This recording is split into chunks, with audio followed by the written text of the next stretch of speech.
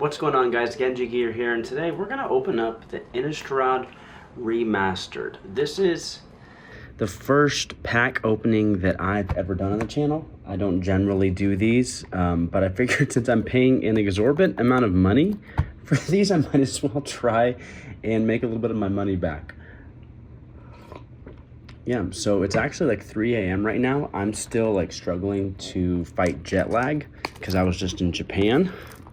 So I'm up, and me and my buddy bought this the other day, and I was gonna maybe keep it and see if it's like worth something someday, and we both kind of came to the conclusion that it probably wasn't really gonna go up in price. I paid, what was that, $260 for it, and the reality is this is kind of a nostalgia pack, and there's one serialized card, more of a nostalgia set.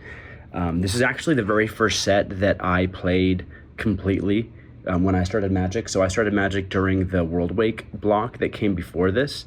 And then, you know, this was the first like new set block that came out while I was playing Magic. But there's only one serialized card in here. And if you look at the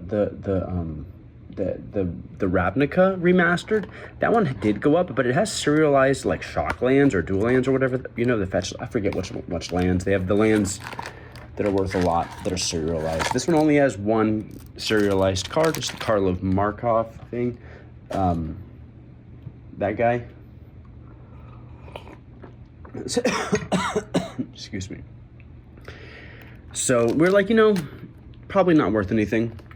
Don't get me wrong, this set's worth something, but it's probably not going to like go up in value crazily over the next, you know, like a couple years or even 10 years maybe. I'm sure that serialized card will always be worth something. So I figured, hey, let's open some packs. My buddy actually wanted to be here when I did it, so I was like, you know what, let me film this. I haven't done this.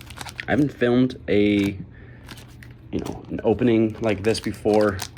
So that's what we're gonna do. So without, you know, any further yapping from me, let's open the pack. And I do, okay, starting off horribly here. I do have some sleeves here in case we do get a card. So the chase cards, I believe we have Avacyn, we have the really cool Showcase Emrakul. The Showcase cards are really sick. They like have, they're like, well, hopefully we'll get some. Oh. Yeah, they're like this. They're like movie posters. That's so sick. I love those cards. So like, I mean, there you go. That's worth something, I'm sure. That guy's worth something. Okay, Resto Angel, this art for Resto Angel. Resto Angel was one of my favorite cards. So there was this deck back in the day where you had Snapcaster Mages, you had Augur of Bolas, and Restoration Angel. And then like everything else was like counter spells and like Sphinx's Revelations, stuff like that. And you just countered everything, and like, ooh, I think, yeah, and Delver was in it too. Delver's a great card. That was one of the first like decks, like meta decks I made, like net decks, I guess you could say. One of the first like net decks that I ever made, where like I came to like a Friday Night Magic, and I think I won a couple times like with like that deck. You know, at least like top 8'd. I'm sure I won a couple times. But that was, you know, like, you know, the first couple of years of me ever playing. So it was like, I wasn't super good yet. So that was like some of the first, like, and you know, when you're new, control decks are just like a bitch, you know, control decks are just like so annoying.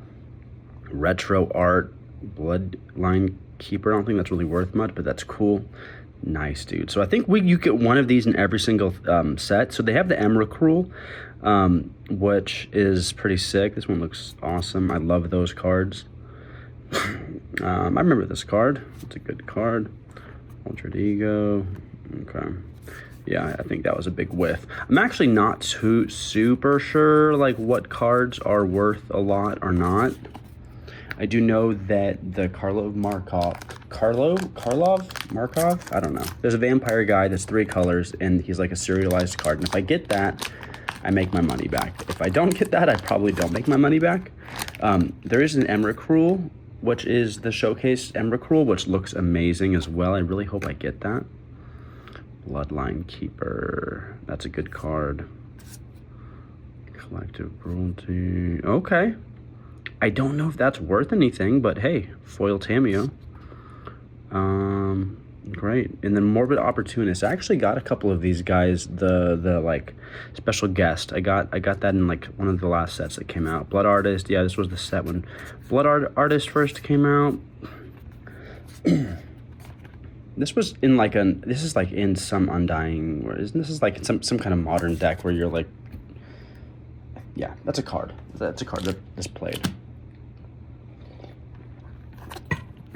Yeah, so like I said, I was just in Japan. That's actually where I got this little guy right here. He's gonna be my good luck while I'm opening these. I didn't really buy too many cards. I went to like Akihabara and you see, ooh, Soren. That's a card. I saw. I went to Akihabara and another Bloodline Keeper, and Akihabara. I guess you don't have a showcase every single time, unfortunately. Akihabara has like buildings that have like giant. Well, they're giant buildings. They're like 8 floors and like 3 or 4 floors, and some of them will just be like magic cards. English, Japanese, all this stuff. Yu-Gi-Oh cards, a bunch of cool stuff. Pokemon cards, of course. I tried to find like some Persona cards. There's actually like a Persona like trading card game, or I think there's. Ooh, okay. Well, there you go. That is the card. It is not the serialized version, but this is Edgar Markov. I call him like Karlov. Ooh, this card used to be in like a red burn deck back in the day. Okay. So I don't think any of these are really worth anything other than this guy. I think this is, other than like the cool serialized version. This is, I think, like the version that's worth a bit, right? So we'll throw that there. I don't know what else is worth much. And this set isn't standard legal, but hey, I don't play standard. Who plays standard? So I did get the Edgar Markov. I do feel like there's not a good chance that I'm going to get another Edgar Markov, but I mean, anything can happen, right? Anything could happen. So we will still hope for another one, and we'll also hope for a Emrakul. Okay.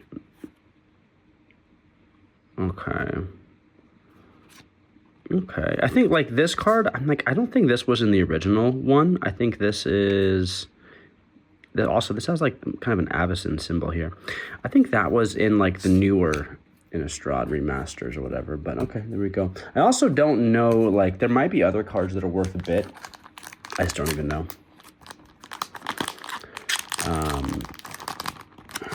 Yeah, okay. What do we got here? Ooh, Crater Hoof Behemoth.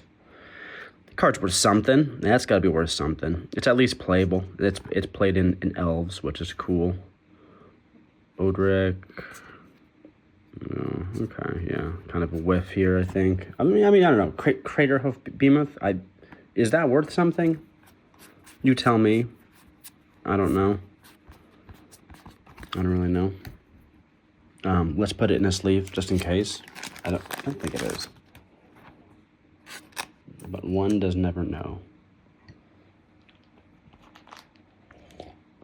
Okay. So far, do I regret opening these? No.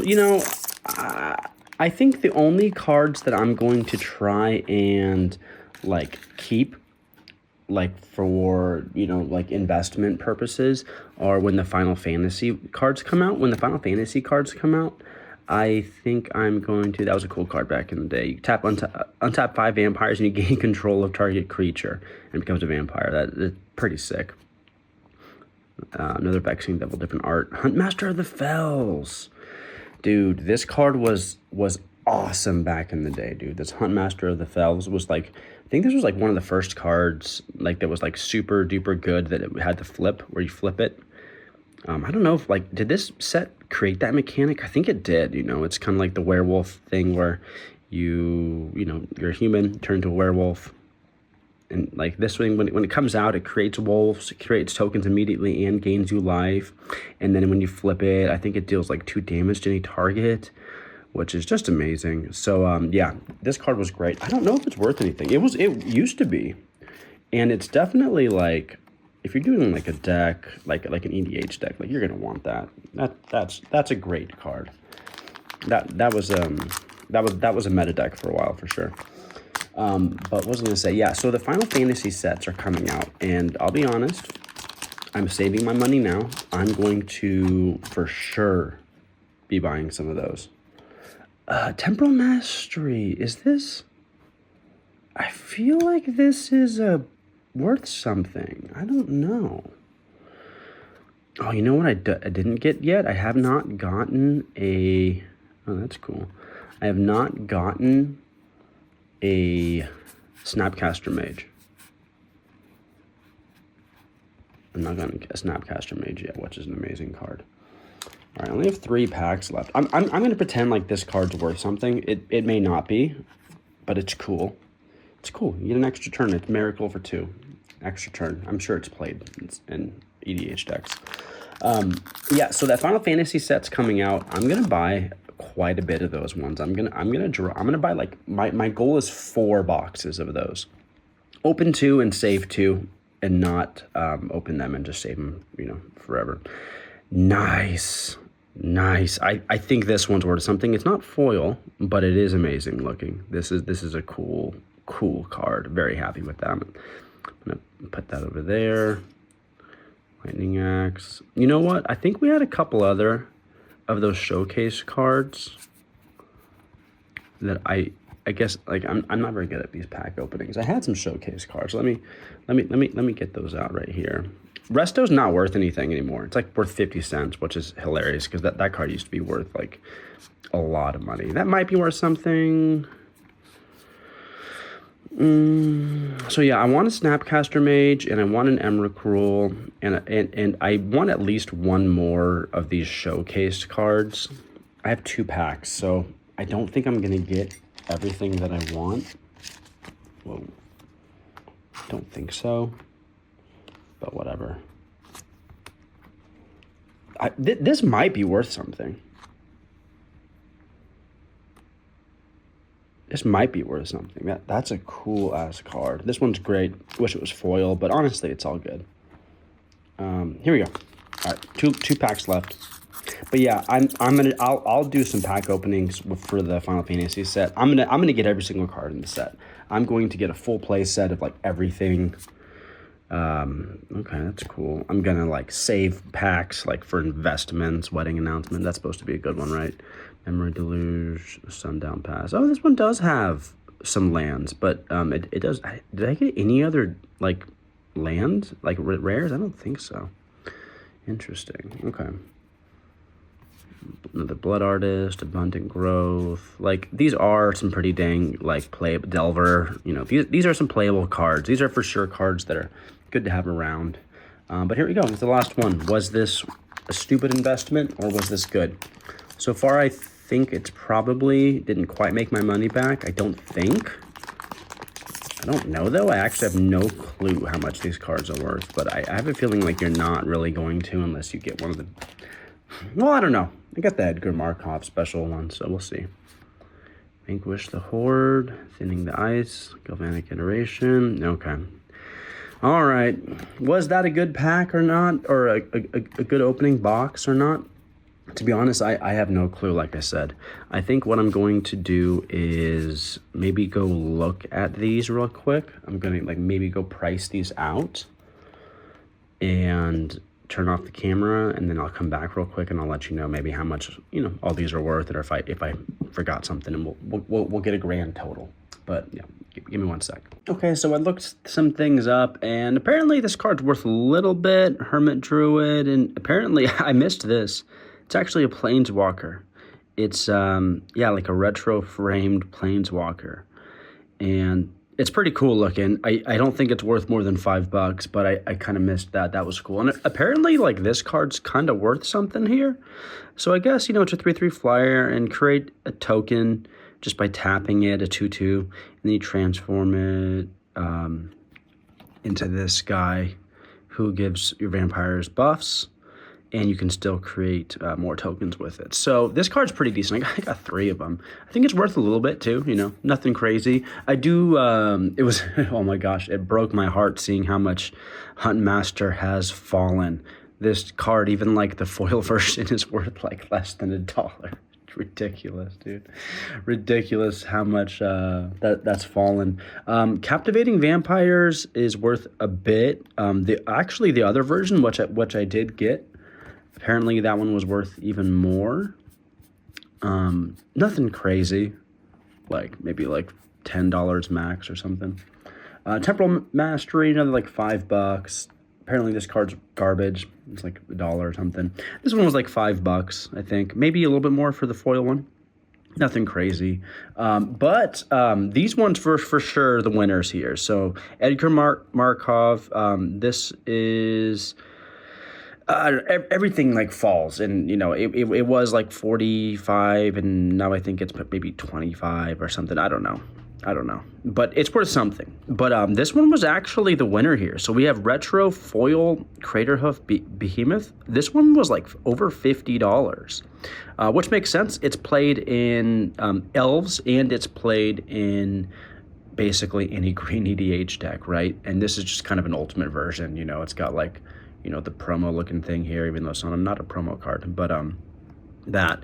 And then this one is worth quite a bit with its foil. It's not foil, but still I think it's worth over $20 or something, like 20, 24, somewhere around there, something like that. So, you know, overall, was it a good haul? Like, not really. I don't think I really got my money's worth, but it's all good. I mean, there's a bunch of like there's a bunch of cards in here that are still worth like $5-10, and you know, these are the types of cards that do go up and down in price, and they're the kind of cards that if you need one, then like, you know, it's kind of hard to go out and try to find somebody to trade them to you, because they are from such an older set. You got to kind of buy them online. So I will have like quite a bit more here to be able to play with and pull from if I'm making EDH decks, or I make a cube someday.